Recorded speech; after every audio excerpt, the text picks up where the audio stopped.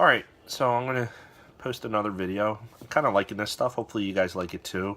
Just to go over some recent purchases that I made this week over at my local comic shop, Frankenstein Comics. They have a fantastic $2 bin where you can really find some gems or some books that you need, or just some books that are definitely below market price, which is really good. And he had some new selections out there as well that I picked up. So go over. There's only a couple books this week. So the first one that I grabbed was an Image comic, #1 Moonshine by Brian Azzarello and Eduardo Arizo.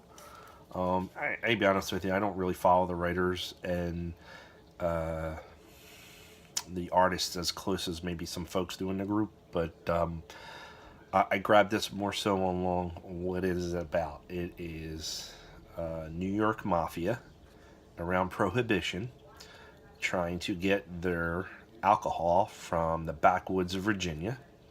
So it's dealing with Virginia, hillbillies, I guess, with a little bit of a supernatural element to it, which, as you could probably tell from the cover, is werewolves. Fascinating concept. I just read the issue, won't spoil it, but it's really good. And I'm probably going to go for #2 when it comes out in November. Yeah, it was really good. And I got that Frank Miller variant cover too. So I had a choice between this or the regular cover, but I like this one better. So I grabbed it. Another new release, Cage, with the hip hop variant cover. This pays homage to the LL Cool J I'm Bad album. Back in '86 it probably came out. The album itself, I have it somewhere in the house. Big LL Cool J's fan. This cover shows homage to it and does a really good job. It's really good. And the artist on the inside, Tartakovsky. Again, I'm not good with this stuff, so just hang in there. I noticed his art, and I know I had seen it somewhere, and come to find out he is more of a animator, and I think he does Dexter's Laboratories, but I also remember him from Star Wars Clone Wars back in 2003, which was those 5-minute vignettes that were released like over the period of like 20 weeks, and I have it on DVD somewhere in the house. Yeah, he illustrated this. The book was alright. Maybe I'll go for #2, I'm not sure.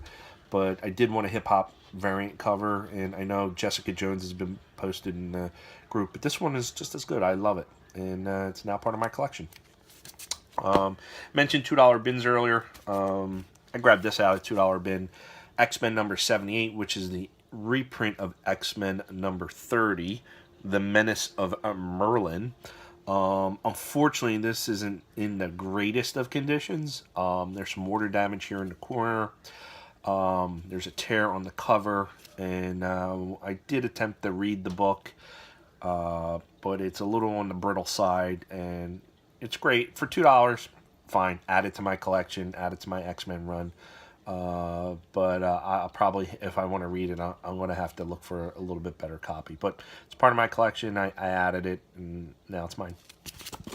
Last but not least, this one has a kind of a neat backstory. When I first was really into collecting back in the, I guess, mid to late 80s, there was a series called Speedball. I don't know if you remember it or not. Steve Ditko was the artist.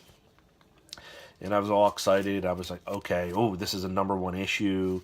And I bought the whole run, and it was 10 issues, and then it was canceled, and you didn't see much of Speedball out front and center.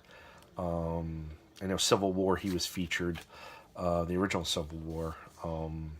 Honestly, I haven't followed him much since. I know he also goes by the name of Penance now in the Marvel Universe. But I did get his first appearance, $2, which is Amazing Spider-Man Annual #22.